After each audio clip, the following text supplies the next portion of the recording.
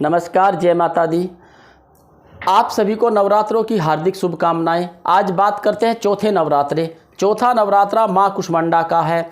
माँ कुष्मांडा का चौथे नवरात्रे में बहुत ही अति उत्तम योग बने हुए हैं।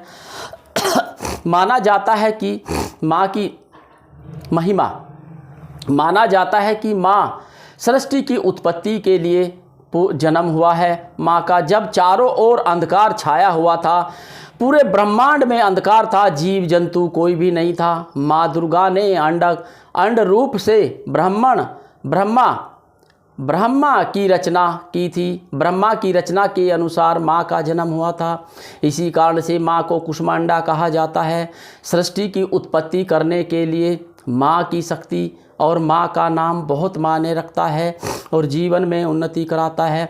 जिनके संतान नहीं होती, उत्पत्ति नहीं होती, खेत खलियान में फसल नहीं होती, तो उनके लिए माँ कुष्मांडा का व्रत रखना अति लाभप्रिय रहेगा।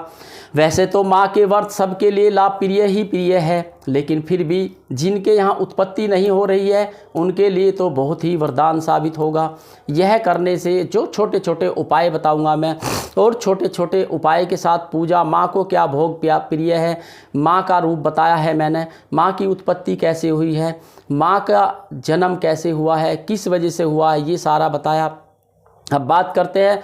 माँ शेर की सवारी करती है, अष्टभुजाधारी है। माँ की उपासना से भक्तों का समस्त रोग कष्ट मिट जाते हैं।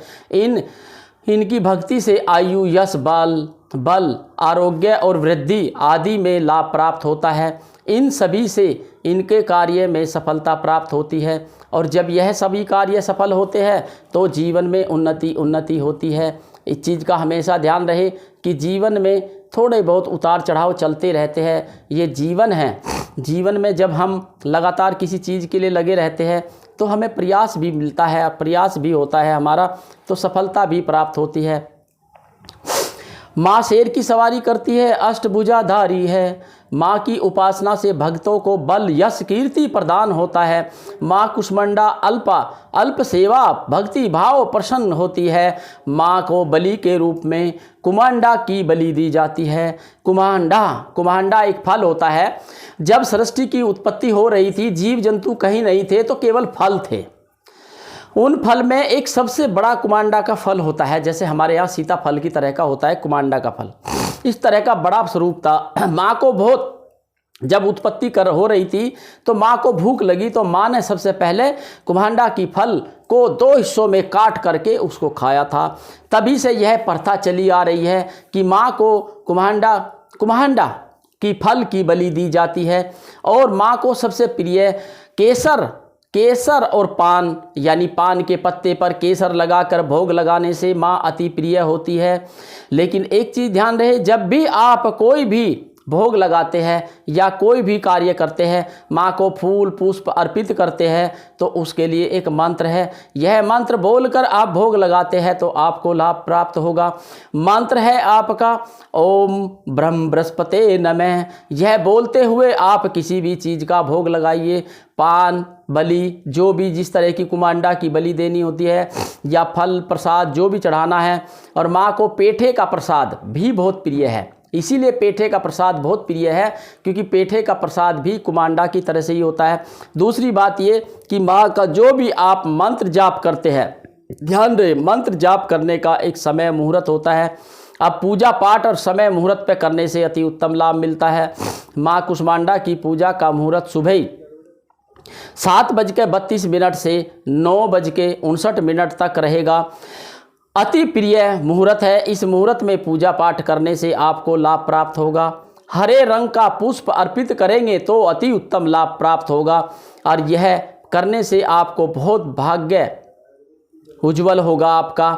और माँ को दही और हलवा भी बहुत पसंद है, दही और हलवा भी बहुत पसंद है, पेठा भी बहुत पसंद है, कुमांडा भी बहुत पसंद है।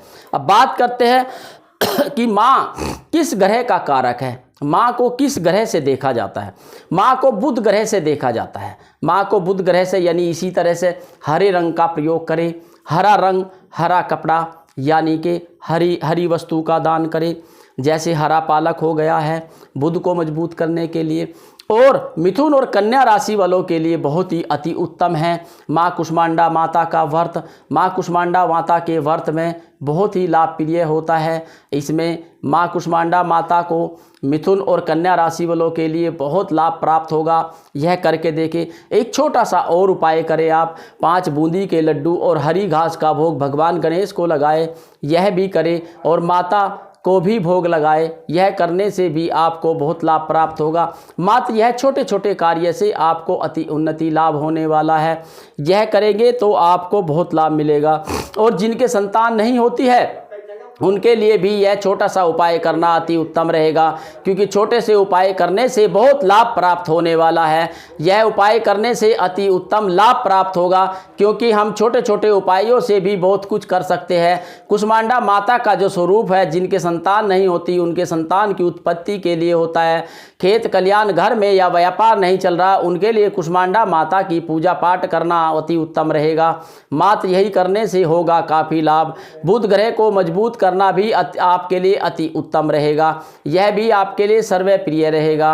बस यही है माँ कुष्मांडा माता की कहानी और रतन। और माँ कुष्मांडा के जो भी उपाय दिए गए हैं वह करने से आपको अति लाभ होगा। नमस्कार, जय माता दी।